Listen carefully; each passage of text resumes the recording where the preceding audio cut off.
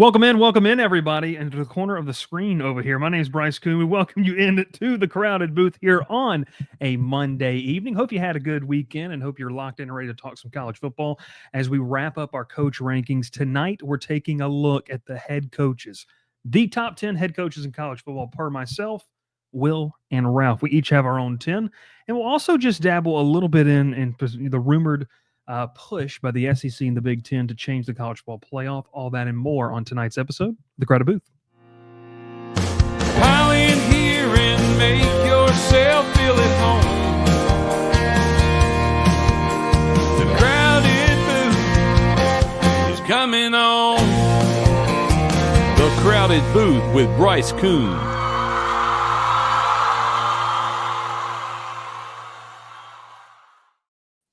Welcome in. I enjoyed being on the corner of the screen over there, just like isolated from the rest of the screen. It was fun. It was fun stuff. We welcome you into the Crowded Booth. Make sure you like the video, subscribe, and follow us on all those social media platforms. We appreciate you watching over on X and YouTube. And if you're listening to it after the fact, shout out to Believe Podcasts and what they're doing, continuing to promote the show. We appreciate that as well. Well, fellas, we have gone through the SEC and the ACC, and tonight we're going to take a look at, really just as comprehensive as we can get it. I like the fact that all of our rankings are different. That's nice. It's going to offer some good conversation, some good debate here on tonight's show. So it's going to be a lot of fun. I'm excited, but first I want to know the first ever Monday, February 17th at 8:32 p.m. Eastern Standard Time. Little preseason press conference for the head coach of the St. Luke Lions. Will, how's the team looking, and how are you pleased with practice? I know this isn't Lion TV or whatever they call it, but this will have to do.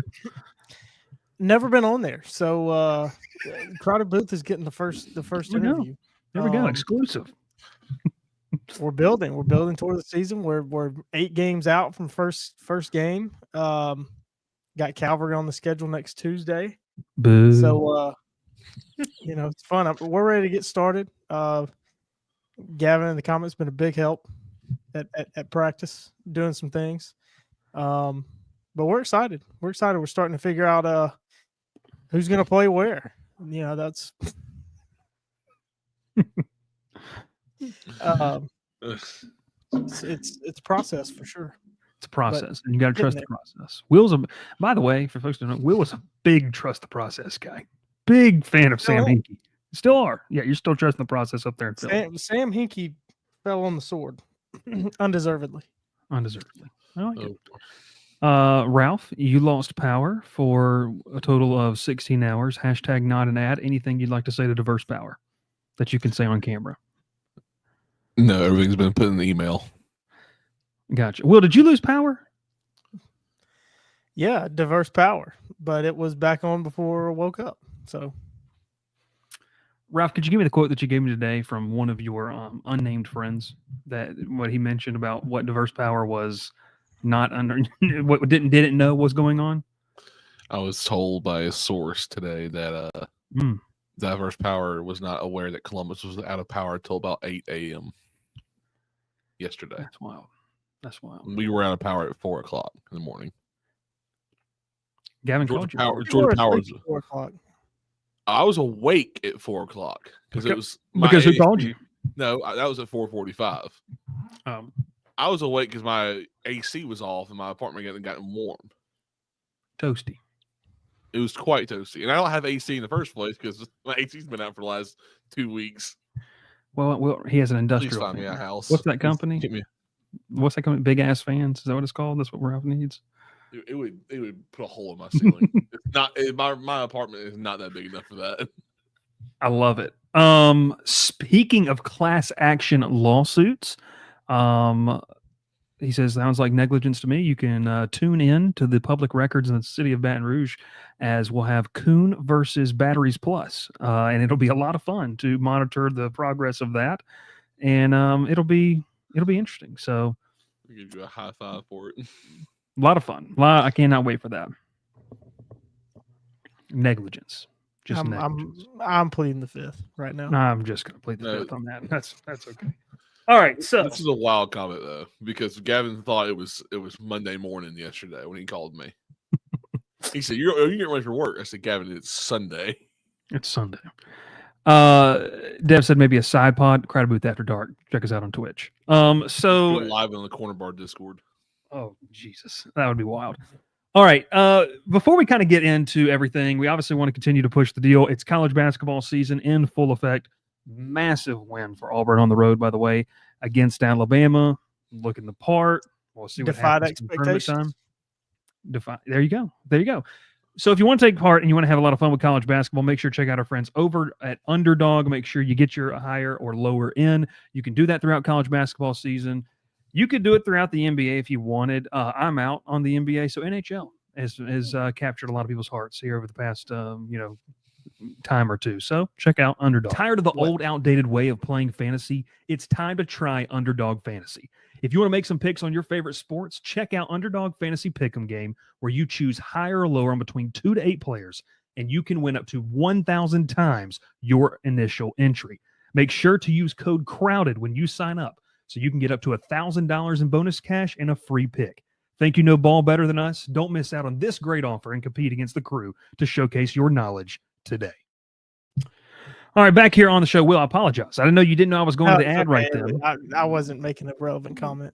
All right, so Star Trek says I don't gamble. Just sign up. What is Batteries Plus? It's a place that just should not have gone. It should not have gone. Dev brings up a good comment. So let's start off with our coach rankings, and then we'll get in. We'll talk a little bit about that. Wait. We have to give context? Context is very important. Great Value AutoZone. Yeah, I wouldn't go that far. It's not. It's so bad. It's just Google it. But don't Google me. So here we go. Gambling is a sin, TriStar says. Well, funny you say that, TriStar. So anyways, please just plead the fifth on that situation. Brought to you by Mantis Loans. So here we go. All right, Dev brings up a good question. And so let's start off with this. Dev's comment's so large that it's actually taken away. It's in Dev's comment is in Ralph's mouth. Clip it. Whoa.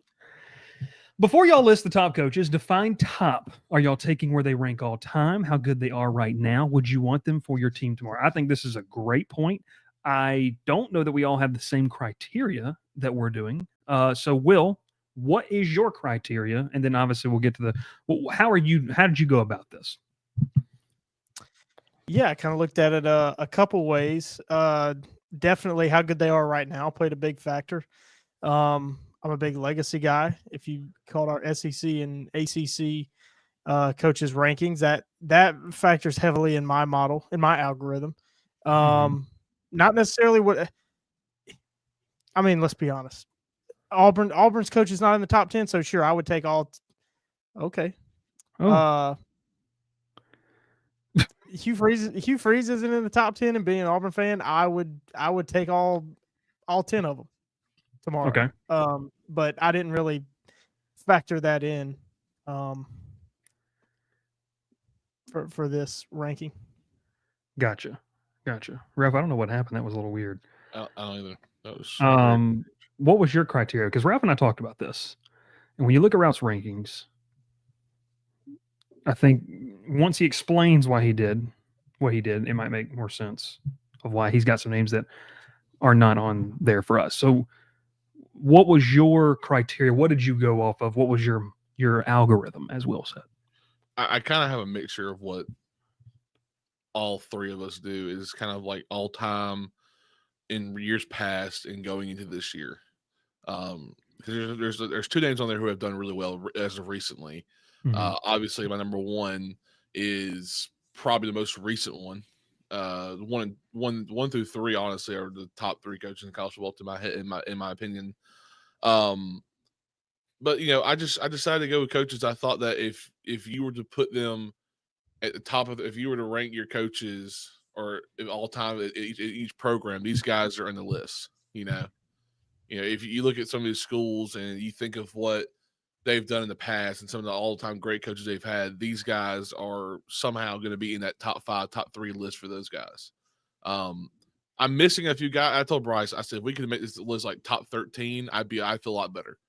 Because there's three or four guys I'd like to just put at the very end as like an honorable mention or a 10-1 or 10A, 10B, 10C kind of spot, or 1A, 1B kind of situation. It's just it's kind of hard to rank top 10 in college football, in my opinion, because I think there's a lot of great coaches this year.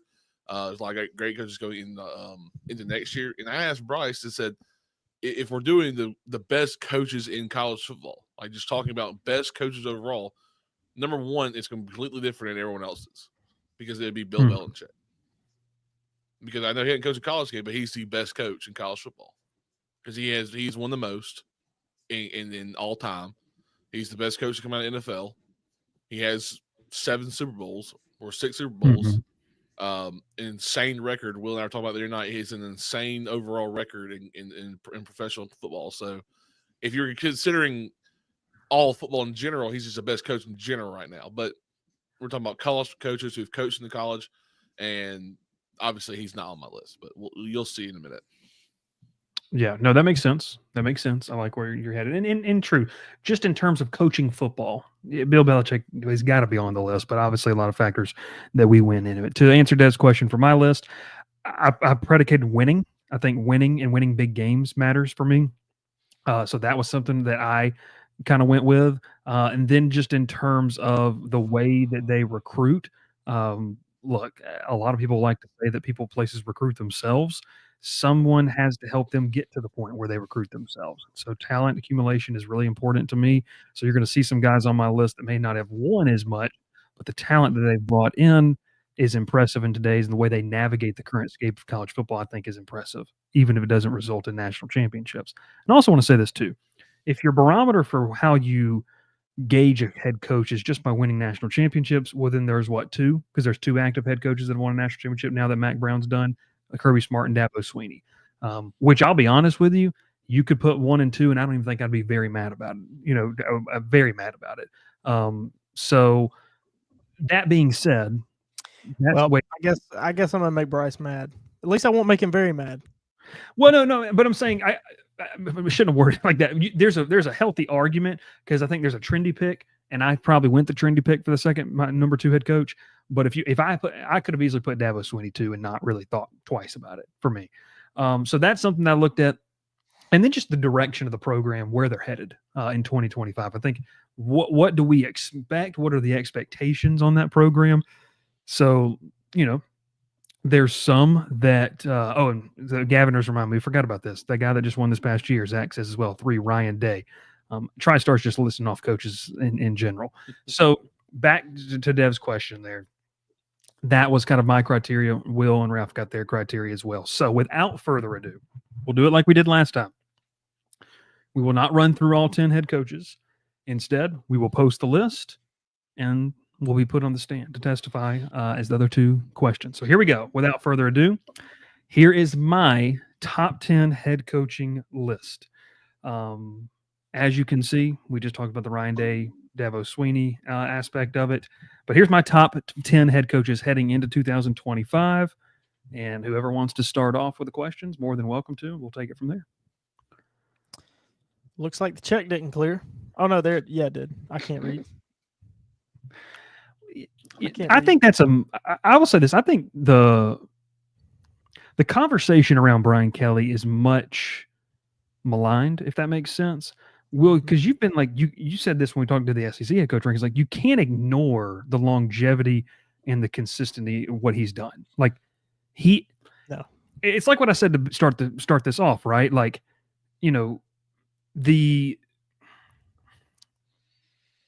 if your only thing is that win national championships, well then, yeah, Brian Kelly's not there, but the guy has won. Like, what does it mean to win? To me, it means to be a successful program, well over 500, consistently playing in high-level bowl games, and being in and around the conversation every single year to be in the national championship. There's multiple years that Brian Kelly at Notre Dame would have made a 14 playoff and a 12-team playoff. So that was mine. I'll answer Dev's question. So James Franklin. Go ahead. So James Franklin. Okay. I was going to ask just for conversation's sake because I figured people would have this question. Yes. So for Franklin, I'm going to be real with you. I went 1 through 10 and completely forgot about James Franklin and didn't even have him on my list. And I think a lot of people will say, number 6. He's all of a sudden number 6 through that. For me, I felt that the top 5 head coaches were comfortably ahead of what he's done resume wise and where he has the program. That's where I went with that. The players behind them either have not won a playoff game or are still maybe younger into what they're doing. And I look at that in terms of Brian Kelly is in year 4 at his current program. And Josh Heupel, this will be what, year 5 at Tennessee? So, and then Dan Lanning as well. I think Dan Lanning's a tremendous coach, and a lot of nationalists have him like 3 or 4. Just the fact that they have been able to get over the hump and get into the, deep into the playoff conversation kind of keeps him at that. So Franklin winning 2 playoff games this past year bumps him over a Brian Kelly for me. It bumps him over a Dan Lanning just because of the winning factor. Now, I think there are very real questions. Zach says that James Franklin is allergic to big games. He won 2 big games. And regardless of how you feel about who they played, the magnitude of the game, what the game meant, those were big games. He beat the ACC runner-up, and then they obviously beat Boise State. Now, you can sit there and say, hey, those are 2 more easier teams they face. Well, they were in the playoff. And that's what the 12-team playoff has created. They've created more big games in the sense of what we talk about. So that being said, you won those 2 games. Now, there's a reason for me, I would say this. There's a reason for me that it's a very clear distinction of where I could not put James Franklin in good faith over Marcus Freeman because I love the direction of the program. Cannot put him over Steve Sarkisian, who's been back-to-back semifinals. Can't put him over Dabo Swinney. Can't put him over Ryan Day and Kirby Smart. Just can't do that. But I'm willing to listen to any conversation that has him outside the top 10. I decided to put him at 6 because maybe a little bit of the recency bias in that. But I'm also concerned about where Penn State is and going because I don't love their quarterback situation. But I just don't think it's a championship. I'll just say it. I don't think Drew Aller's a championship winning quarterback for you. You have to have some extreme talent around him to help him out. And shout out to Will, or shout out to Ralph. Your boy Devontae Ross is really, really good, but you got to have more than that. So that's that. So any comments on that right there? I don't want you. If you don't have it, if you have him in yours, you can wait to explain. It doesn't matter how you want to take it. I had just one question, and it's just kind of a funny one. Who'd you drop from your top 10 to put James Franklin in there since you did not have him at first? Gotcha. So when I was dropping from my top 10, I had Curt Cignetti because I think I really like how he coaches. I understand that it's a very recency thing. I'm just going to tell you, if you did next 2 out, I like Cignetti a lot. I saw Will put him in there. I think Kyle Whittingham, even though they had a really just uncharacteristic year, the longevity aspect of what he's been able to do at a program like Utah is there. So that to me is kind of negated that's what, okay. And then when I got down Ralph to Heupel and Kiffin, it's like, okay, you're playing a tougher conference than those 2 head coaches, and they've won a lot of games. You've won a lot of games. And honestly, too, and I don't want to get on too much of a soapbox here. A lot of people sleep, and Sam will like this, but a lot of people kind of sleep on the job that Josh Heupel's done at Tennessee because they were a program that was dormant, really. They were referred to as a sleeping giant. He galvanizes with, Hendon Hooker kind of in one year. They do this massive 2-year turnaround. And then everyone asks, well, can they play defense? Tim Banks has, they've at least become respectable playing on both sides a little bit. It's not dynamic, I would say, defensively. You can't use that name. I'm sorry. Oh, hand up situation. They've become better since he first took over. They're a little bit more balanced in what they do at Tennessee. So I just think the Heupel and Kiffin, to me, and Kiffin's ability to pluck in the portal is just, it's good. And I understand they're not making it to Atlanta, but Will has stood and said this as an Auburn fan multiple times. He is doing something at Ole Miss that has never been done, and that has to count for something, and that's why he's in my top 10. Okay. So I don't know any more questions there. No, I think I'm fine with your top 5. I think our top 5s are almost kind of correlate to all the same people, I think. I could be wrong on maybe 1 or 2 of them, but I'm okay with this. Yeah. Will? I don't have a problem with it. I might have someone a little higher, but that's just because I think that's more of recency bias for me. I got you. Is there any debate to even put Dabo Swinney as the best head coach in college football? That's just a general question. What is that? embrace debate. Like what? Where would you even start the? You can say the same thing about Dabo that you say about Kiffin. Dabo is doing something that's never been done at Clemson, and he's done it for 15 years at an even higher level. Now, if Ole Miss just say swap conferences, Ole Miss probably has the same amount of trophies that Clemson does. What did he go to? 3 straight national championship games, and one, two of them. Two of them. He didn't win back to back. I think they won the first year and the third year. I don't think they went back to back. I don't think, but No. they went 1-2 through with Bama. They went 1-1, lost 1-1, and then played. That was off year, and then played LSU, right? Yeah. And then played 18 because 18 was Georgia, Alabama, and then 17 was whatever that was. Yeah. Yeah. And Dev says this right here. I remember Clemson being so bad as a kid before he got there. Dude revolutionized that program at the school. I agree. Like, and he does say maybe an all-time great status. I think the big argument might come from where it's like if you wanted a guy to lead, and I know Dev mentioned this is maybe one of the criteria things that we might take a look at. If you wanted a guy to lead your program right now, a lot of people probably take Kirby over Dabo just because of the willingness in the portal, although Georgia doesn't add as much in the portal as like Lane Kiffin does with Ole Miss. But I don't know, Will, and maybe it's as recent about us. Like, well, I've mentioned this multiple times. Like when we were in Charlotte, like just that was a masterclass of in my opinion, of just the not just like that he's just like great X's and O's guy, but I just think he's an unreal relationships guy, and the guys care and they want to win, and they just kind of found a way where they really I would have loved to see the betting odds like in week 11 of what their chances of making the playoff were, because I imagine people made some pretty good money, week 11, week 10, if you put them in the 12-team playoff. So they got more help than anybody in the country to get there, but they certainly capitalized winning the ACC, getting there. I mean, it was a great. I mean, the masterclass from spring football on, where everybody counted them out from day one, and then they just kept winning. They just won. Yeah. That's my top 10. For the people listening, I did have someone text and say, hey, when you're doing this, we don't know it because we have to go and see it.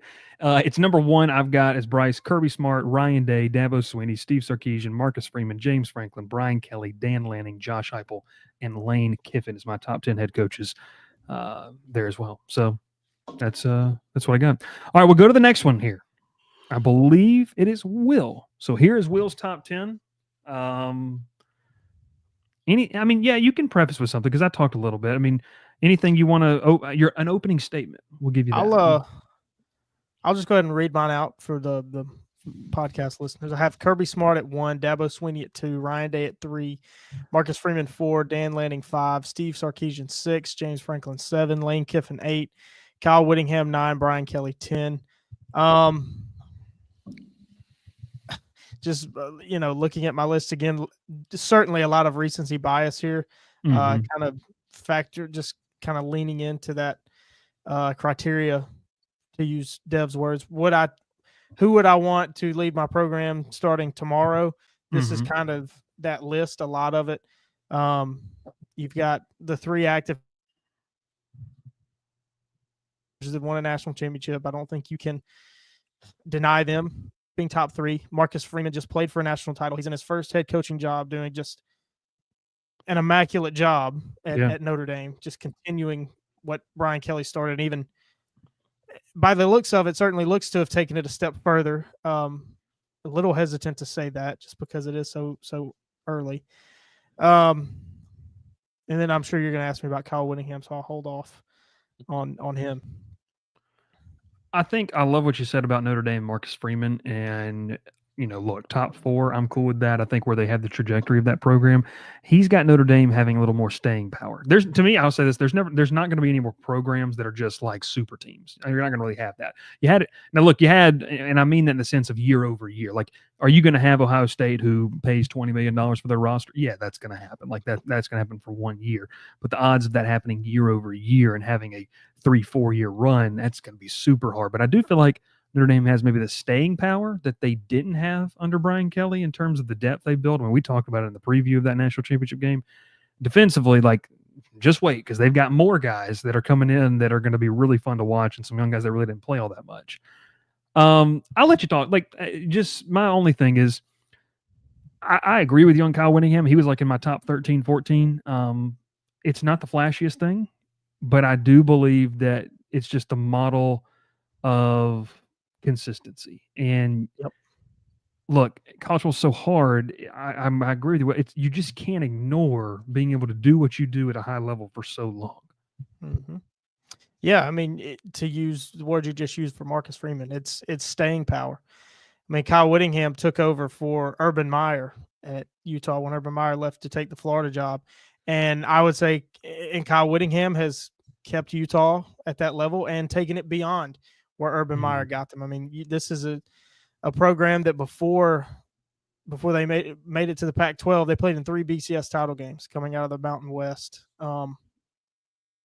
And I think they were the WAC before the Mountain West. Were they a WAC or were they always Mountain West? But being that, Might have been, yeah. To use the basketball and baseball term, that mid-major representative in the BCS, winning the Sugar Bowl in 2008. They were WAC before. Sorry, cut you off. Yeah, there. I thought they were WAC.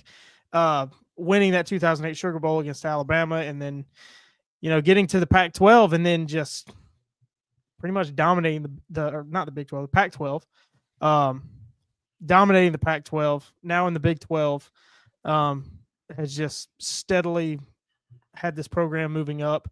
Ralph, we were texting before. You said he's kind of on washed status, and yeah, those were Gavin's words. Oh, that was Gavin. Let's make sure he used that. Said he was washed. I have no problem with his pick. I just said that he should be shot out of a cannon for the Cam Rising staying, but that's the only thing I said.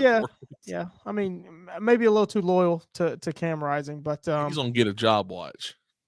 Yeah, and maybe after 20 years at one place, it gets a little bit stale. But I couldn't leave him off my list, just considering all that he's done, and he's really made Utah football what it is. Yeah, 3 losing seasons in 20 years, like. That's really good. And I think, and I hate this because I think social media and I think all this stuff has made people just think, well, if you're not winning a title, let's just clown you and let's just say that you suck. Kyle Whittingham's a good football coach because he's doing more. I don't know if this is a hot take. Is there an argument to be made that Kyle Whittingham could be higher because he has done more with less than anybody else when you really look at it? Not that Utah doesn't have good players, but in terms of the foundational structure of how a football program is built, there's no SEC logo. There's no Big Ten logo. For a long time, like you mentioned, Will, they weren't even in a power conference, and he was doing this. And look at when he gets to the Pac-12 and at the Big 12, the programs he's recruiting against, competing against, the brands, USC, UCLA, Oregon, from the Pac-12, and then the Big 12, Colorado, see all the money that they've spent and how they've worked the transfer portal. Arizona State made the playoff. Iowa State's been at the top of the Big Kansas 12 State, TCU, several years. Kansas State. I mean, they've been punching up for 20 seasons, 20 years as Kyle Whittingham has been their head coach, and they've gotten a lot of knockouts. Yeah, I like it. So Dev's got a question for you. He goes, I love the Kyle Whittingham pick, but is there a reason besides that he bleeds orange and blue that you left off Kalen DeBoer? Because I left off Kalen DeBoer too. So will you answer why you left off Kalen DeBoer? It was really difficult. It was really, really hard. Going back to like we just talked about Lane Kiffin, doing things at Ole Miss that's never been done, at least not in 40, 50, 60 years. Modern college football? Is that? Yeah, modern college football. Yeah. They've never done it. Just got done saying Whittingham. Brian Kelly, he's played for a national title. He made the playoff, the 14 playoff at Notre Dame, played for an SEC championship his first year at LSU, albeit took advantage of a down SEC West. And I think Brian Kelly, kind of can use the same argument for DeBoer. He's won everywhere he's been, punched up everywhere he's been. DeBoer, kind of the same thing, but DeBoer, you think about major college football, he's just kind of just bursted onto the scene. I mean, for the vast majority of his head coaching career, only it's been what? When did he get the Fresno job? No more than 8 years. It's been He's under been a at- decade, I think. Yeah. in major college football. Made the playoff at Washington. I mean, it was really hard to leave him off. I think he's number 11 for me. Yeah. But if he would have hit the ground running at Alabama, he certainly would be in here and probably would be 7 or 8. But like we said, Alabama is a completely different animal than he's ever had coaching at this level, and he's had to have time to adjust. And this year was certainly a struggle for him. But it was really, really hard to leave him out of the top 10. Yeah, you can't negate the fact that he took Washington to the playoff. Like that's to the national championship game. I mean Washington. Like let's get that real. And no disrespect to Washington, but like that's a team that you don't think about when you think about national championship aspirations, really. And so that is impressive of what he was able to do. It's funny we're talking about him. And there's only one other coach in our lifetimes that have won at Washington, and it's Steve Sarkisian. Well, Chris Peterson. Was it Chris Peterson? Didn't he make the playoffs that one year? He did, and lost by 50 to Alabama. 50 to Alabama and Atlanta, I think, or the Sugar Bowl. Everyone lost to Alabama at that point. Okay, it's understandable. When Jake Lockett, your quarterback, or something like that, Jake Locker, whatever his name was. Yeah, I firmly believe Sarkisian would have been there had he stayed at Washington longer, before he got the USC job. But yeah, I mean I like it. It was really hard to leave Kalen DeBoer off. I got 2 things for you, Jake Browning. I'm sorry, Gavin. 1, where's Hugh? And 2, don't lie. You wanted to keep DeBoer way off that list. No, I strongly considered DeBoer in the top 10. I mean, it was very close because. I mean, you think like 10 through 15, I feel like you're splitting hairs. I mean, oh yeah, you got to think about it. We're trying to take the top 10 of 130, however many. And I feel way better about it. Right? Yeah, out of 130, yeah, FBS programs. I mean, we're taking the top like 7-8% of coaches. I don't know. Do you want a number for Hugh Freeze? I don't know. I don't. In the 50s, I don't know. Top 30%. He's in the 30th percentile. 30%. Ralph, did you have another one? No, that was it. I was just messing with the DeBoer thing.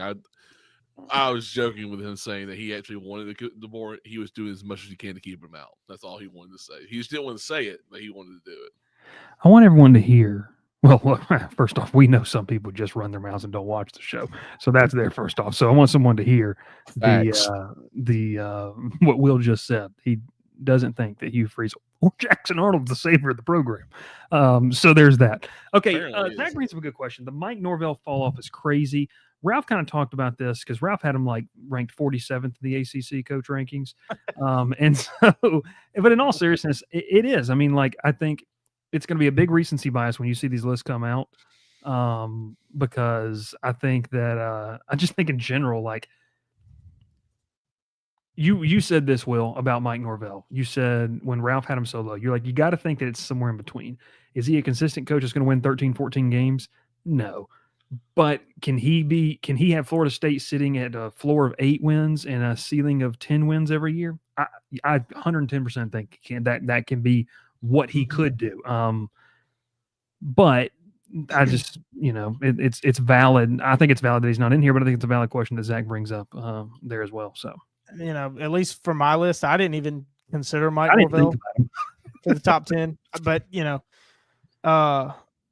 definitely some recency bias, but because you can't discredit what he did at Memphis. He elevated that program into the national spotlight. Mm-hmm.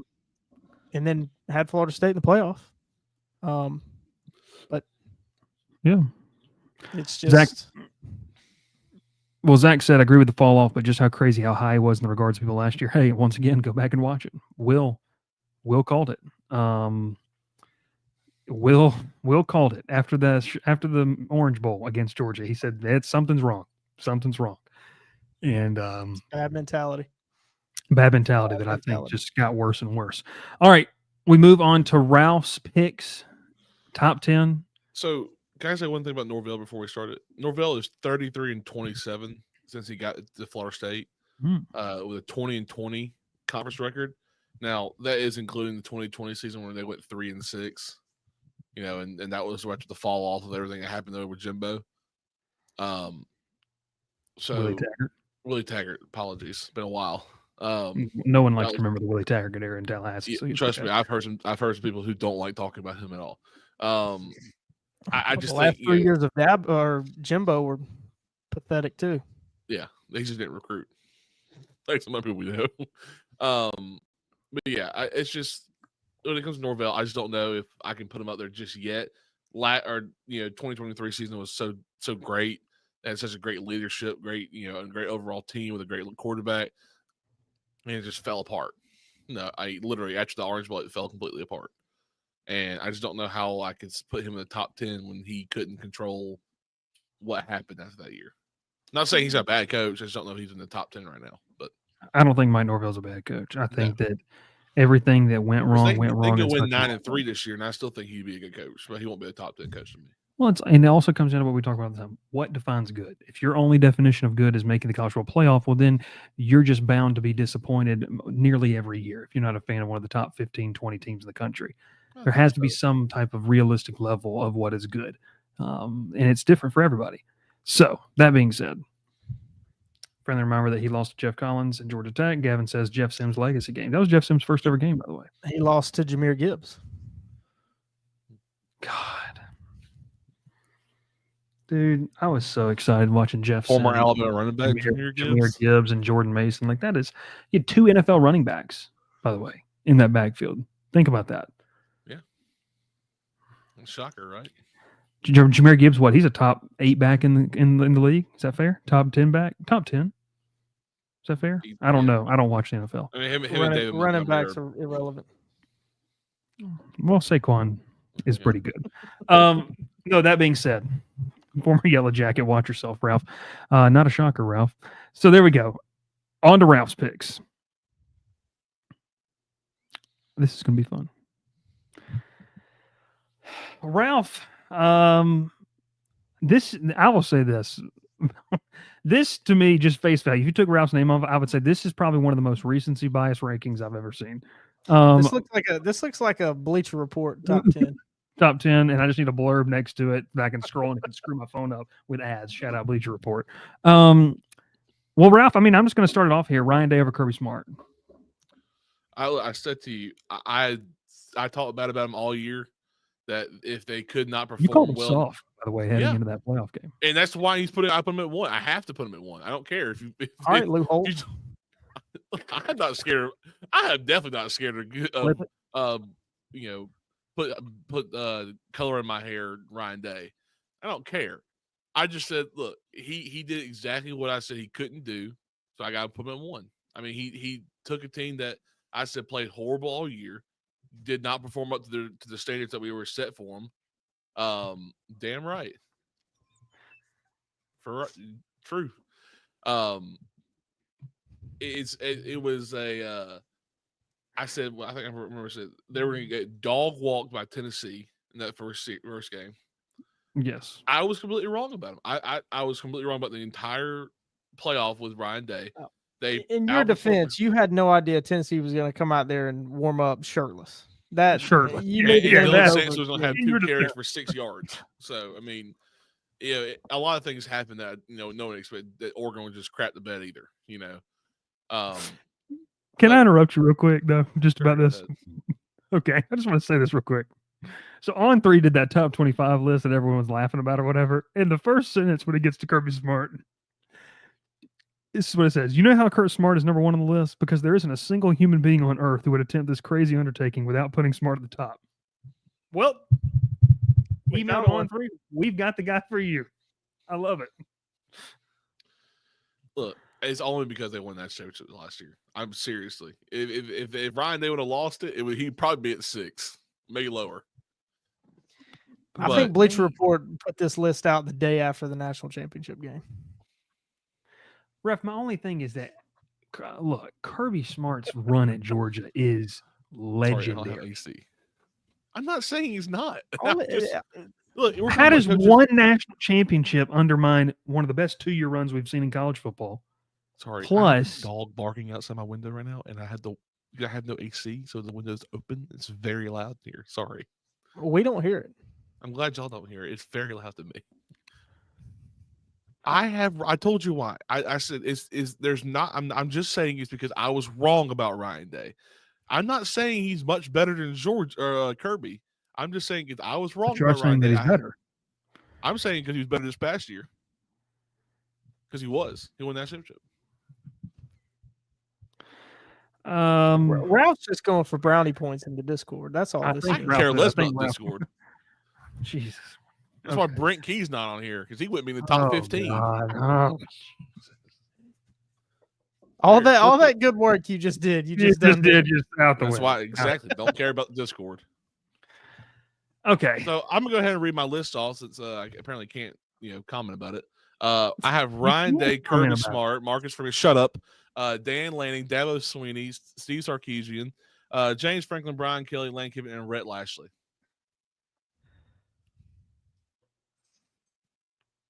Listen, I love Rhett Lashley probably more than anybody, but he's not a top 10 head coach in the country yet.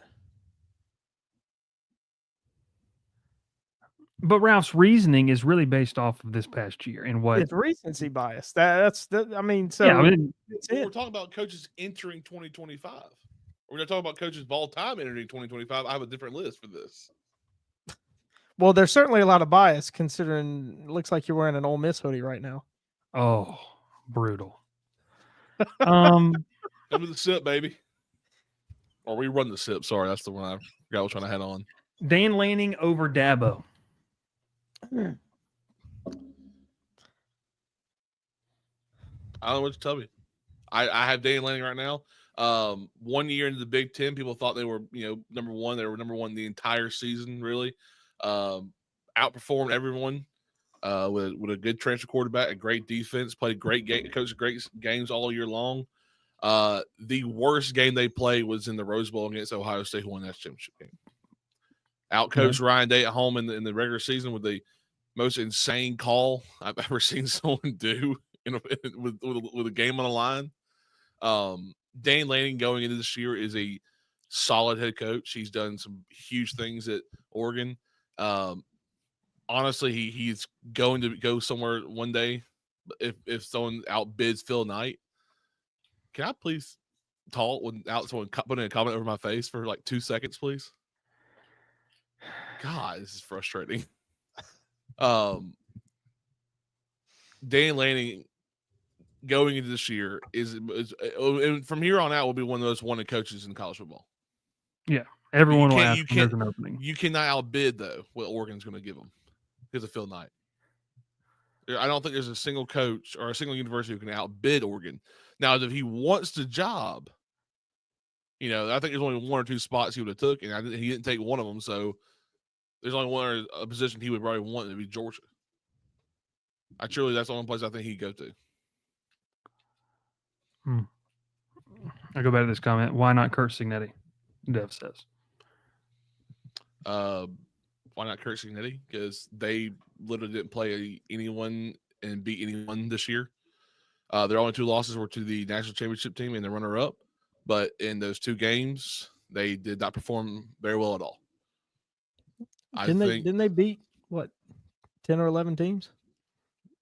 You go give me those strength schedules, please. We're gonna do this again. I don't think Indiana deserved to be in the playoff in the first place. They didn't win. They didn't make it to their conference championship game. They didn't play in it. They didn't beat really anyone of significance this year. You played the back half of the Big Ten, and when you played the real teams of the Big Ten, you got beat. Not saying he's a bad coach, just not saying he's in the top 10 for me. All right. I think that's Clayton says exactly. ACC is the best conference ever. Love that. All right, so we'll get to this right here. Realistic, where is Brent Key? That's a great question. Easily. I don't know. Careful with your words. Top 50? I'd say You're he's nicer than I comfortably was. top 60. I think I'd rank him in the 50s. I mean, who are you putting over him outside of the ACC? I mean, I have a few coaches in mind that are lot not of Power coaches. Four. Like, no, We I did like. that. I'm gonna get that. I'm talking about like non-Power Four coaches. Who are you going with? So how many Power 4 teams are there now? Well, you got what? So you got 4 Well, conferences. I'll just name one, John Summerall. Okay, so Summerall's one of them. Who are you putting? What is his name? Boise State's head coach? Yeah, Danielson. Spencer Yes. Danielson. Who Learn the is creed. Memphis's head coach? Silverfield? Satterfield. Satterfield, isn't it? Silverfield. No, It is Satterfield's at Cincinnati. You know. Okay. Sorry, got I don't know about Silverfield. I don't know. Dr. Bob has strong feelings on Ryan Silverfield. Yeah, I mean, it's comfortably top 60. And then, regardless of what and Gavin says this, I mean, Jeff Monken, like, I mean, seriously, like Jeff Monken's probably a top 30 coach when you talk about what he's done at Army. Like, in all honesty, like, yeah, winning an Army is gonna be the You hardest ain't got job. to tell me. You ain't got to sell me. Well, we know that.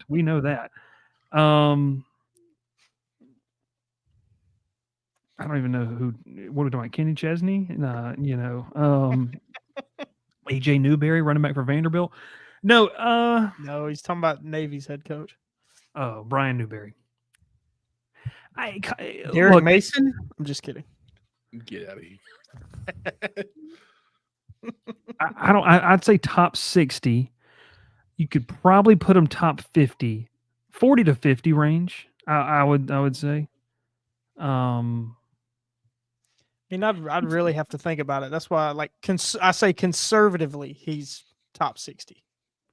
Well, this is the thing too. I'm going to say this: outside the scope of the Georgia Tech fan base, what has he done? Like, seriously, like. I mean, I'll just be blunt, and nobody's going to like it, but nothing. It's the only head coaching job he's ever had. Yeah, and what did we say during the ACC rankings? Like, this is just a guy who just hasn't coached long enough. Like, he's stabilized a program that was terrible, so that's something. But when you start to get him against, like, I don't know, like, I'd really have to go, like, okay, for example, Bob Chesney, JMU. I mean, Jay's a good head coach. He's been doing it for longer. It depends on what you value. So I don't. Gavin says, well, Brent Key's taking a 3-win program to a 7 wins, hang the banner. Beat Miami was the biggest win. Clayton's losing his mind over there. Beat Miami twice. I mean, when they were ranked in the top 10. Is he a better head coach than Dave Aranda? Yikes. I don't think so. I don't think so? I think Dave Aranda's. Here's the thing. I think Dave Aranda's an average head coach, and I don't know how you can tell me that Brent Key is anything more than just an average to good head coach. Unless you're not being a fan, I don't know. I don't really know what that would be. I'll say this: Kalani Sitake at BYU, like, solid head coach. He's better. Mario Cristobal is, yes, he's a better head coach than Matt Campbell. Yes, better. Yeah. And Zach says, I don't know there's enough data. There isn't. He stabilized the program. Now, you're really going to judge, by the way, Brent Key as head coach the next 2 years. Like, that's when you'll know, is he just a okay head coach or who is he is? I mean, yeah, it is. I don't know. It's just Sonny Dykes. Yikes. Dear God. He did play for national Jason Candle. He's 73-40 at Toledo. That's hard to do. I mean, there you go. Jason Candle's a good head coach for Toledo. In the scope of what we're talking about. Yeah. Winning at Toledo is impressive enough, trust me. I'm going to go hot take. Willie Fritz is a better head coach than Brent Key, just based off of the resume. Willie Fritz undertook a 2-win Tulane program with no support whatsoever and made them into what they are, and obviously Summerall's carried on. That has to count for something. Now, if Brent Key takes Georgia Tech to multiple ACC titles and maybe wins one, okay, but it's just, I agree with Zach. There's just not enough data, like, to really go off of it. He's stabilized it, so you at least have to be average, because that's what he's been. That's been Georgia Tech's record, right? Like, they've been 7-6 and 7-6, so they're 14-12. That's literally average. Like, that's one game over 500, one game over at what not would be a 500 And, record. you know, you really should say it's above average considering what he inherited Yeah. So it's, mid-season. I mean, that was the program was on life support. yeah, it's, I don't know, interesting And conversation. he did. He's done a lot of good work. Yeah, Brett Bielema is a better head coach. Is They're this the same the per- debate? they could be the same person. Think about it. They really could. I don't think Brent Key has played in a Rose Bowl. Oh, wait a minute. That was Barry Alvarez that coached that team. Oh yeah. So good. Bielema has not played in the Rose Bowl either. Dan Mullen. So, yeah, Yes. they could be the same. Yeah, Dan Mullen's better. Dan Mullen had Mississippi State number 1. Look, 2014 Mississippi The State very team was first probably one team of the in the best college teams. football playoff rankings ever at number 1 was Dan Mullen's Mississippi State. Had college game day at Mississippi State when they played Auburn. Yeah, and Gus Malzahn, just like he does in most big games, Right the best. Just pissed down his It's leg. not his leg. We beat UCF. That counts for nothing. Nope. It was against Gus mean- Malzahn. He doesn't care about bowl games. True. Gavin says Luke Fickle. Yep. Luke Fickle went to a playoff with Cincinnati. Like, guys, it's not a hating thing. It's I don't think Brent Key's a top 30 head coach because he doesn't have enough data points. I'll say this. Here's where I'll end it. I Go don't think ahead. anybody in the comments thinks that we're hating. Well, it's the people who don't watch that just, that's what they'll think. If you're going to have a jump like that, this will not be. This is why national people perceive this. That's why Deion Sanders and On3 is a top 10 head coach, because they made such a drastic jump. That's why. Kenny Dillingham, they made such a drastic jump. So if you're going to be in the conversation for a top 25, top 30 head coach, you have your change, your year to year has to be so drastic, Kurt Signetti, that they can't ignore it. Brent Key at Georgia Tech hasn't done anything to where people say, yeah, we just can't ignore what's happening there, if that makes sense from a national perspective. So, yeah, I like it. It's good stuff. Head coach rankings. It'll be a lot of fun to post these on social and see some of the reactions to them. I'm sure that'll go over very well, as it does this time of year. We'll be live again. We'll figure out a time this week. You're not going to be able to do it on Wednesday night. I'll be in the 43 degrees in Thibodaux, Louisiana. Freezing watching LSU baseball. So It'll be warmer than it is in Columbus. this cold weather sucks.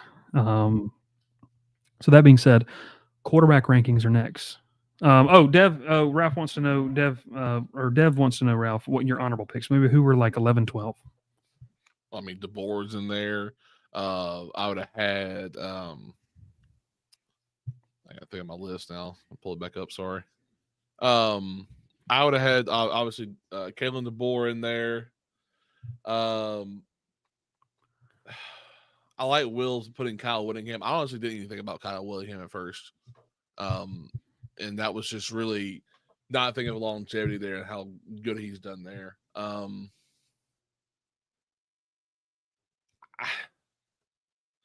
I don't want to say, because he's been one of the top coaching job offers in the last 5 or 6 years, and Auburn was one of the guys that went after was Matt Campbell at Iowa State. He's in Not a a very take. good job. Well, Auburn did not get hurt. Auburn did not offer him a job. Or Bill Clark. Bring back Bill Clark. But yeah, I mean, there's a lot. I could go down and say, I'm not gonna say. I was gonna say someone who's out of the pocket, but I was not. I was gonna say Greg Schiano, but Oh God, Josh Heupel in that conversation. yeah, Josh Heupel. I talked to you more about that one, personally. I think earlier this morning. Is it better to say if I wanted to say like Cristobal, because I know they're gonna get hate for it? No, I mean, Chris, I mean, if you're going to go back in time, you got to go when he was at Oregon. Did good there. Been good at Miami. I mean, great, but he's been good. And I think he's a top 20 head coach. Cristobal took the hands out of took the ball out of Justin Herbert's hands. It is what it is, man. Nothing we can do about it. That's all the time we have. As Gavin says, I think it's best if we don't get into that. We appreciate the time. We're up against time here. We're up against the deadline. We appreciate everyone for watching, tuning in. Make sure you like the video, subscribe to the YouTube channel, check us out for all that content. We'll be scheduling as we get ready for college football quarterbacks, the top 10 ACC quarterback. Well, we'll just rank the ACC quarterbacks, rank the SEC quarterbacks, and top 10 quarterbacks in the country. It'll be really interesting to see how that goes. I think our list actually be fascinating. Well, yeah, I mean, you write it, so yeah, that's what you do. You writer. Jackson number one. Yeah, there we go. So going to be a lot of fun. We appreciate everyone tuning in, and we will catch you next time here on the Crowded Booth. Pile in here and make yourself feel at home. The Crowded Booth is coming on. The Crowded Booth with Bryce Coon.